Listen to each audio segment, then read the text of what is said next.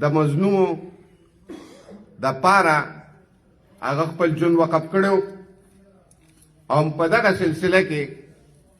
چونکې هغه بیماره مو د زړه تکلیف ورته ما هغه په جنازه کې ویلیو نه دې ویم او داسې دا پیر صاحب دي ټول د هغه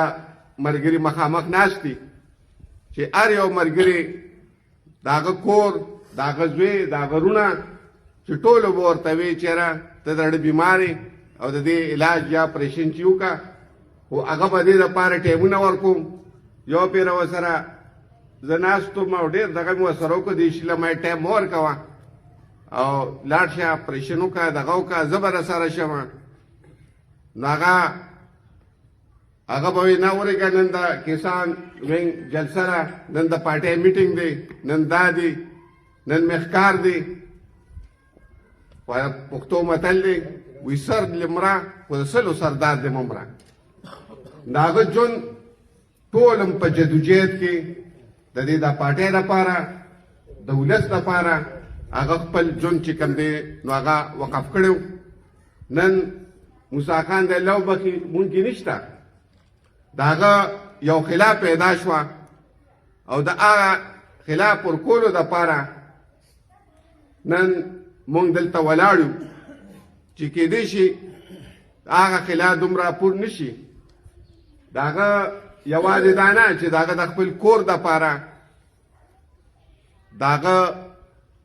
مرګ چې کومو نو یو ډېر غټ تاوان وګرځېد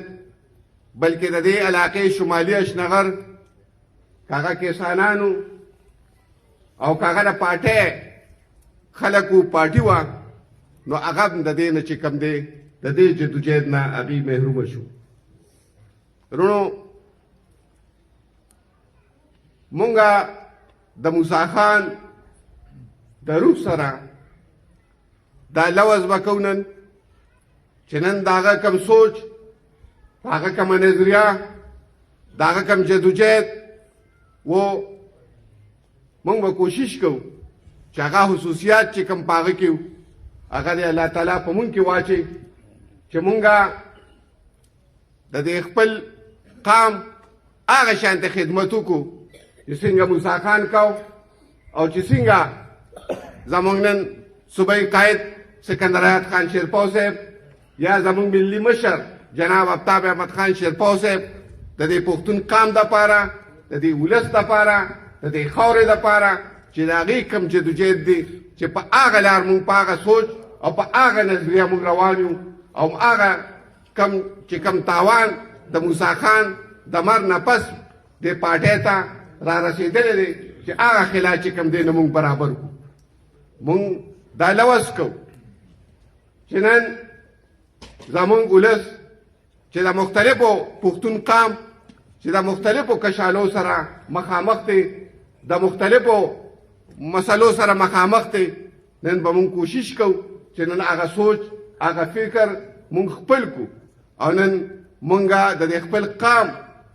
خدمت په هغه توګه وکړو نن زمونږ سوچ نن زمونږ د مشرانو سوچ نن زمونږه او دا سوچ او دا فکر چې کوم دی دا یوازې د موسی خان د مرګ نه پس مونږ ته په وراثت کې نه دی پاتې بلکې دا سوچ دا فکر مونږ ته د حیات محمد خان شیرپاو شهید چې کوم دی دغه د شهادت نه چې کوم دی دا سوچ او فکر پاتې دی چې انشاءالله تعالی الله دې مونږ له وس راکړي چې مونږ د خپل قوم خدمت وکړو دغه زمونږه پارټي ده دغه زمونږ مشران دي دغه زمونږ جدوجهد دی چې په کومه لار باندې موسی خان روانو او هغه د قوم او د خپل ولس خدمت کو او هغه سوچ او هغه فکر باندې به مونږ روان یو او مونږه دغه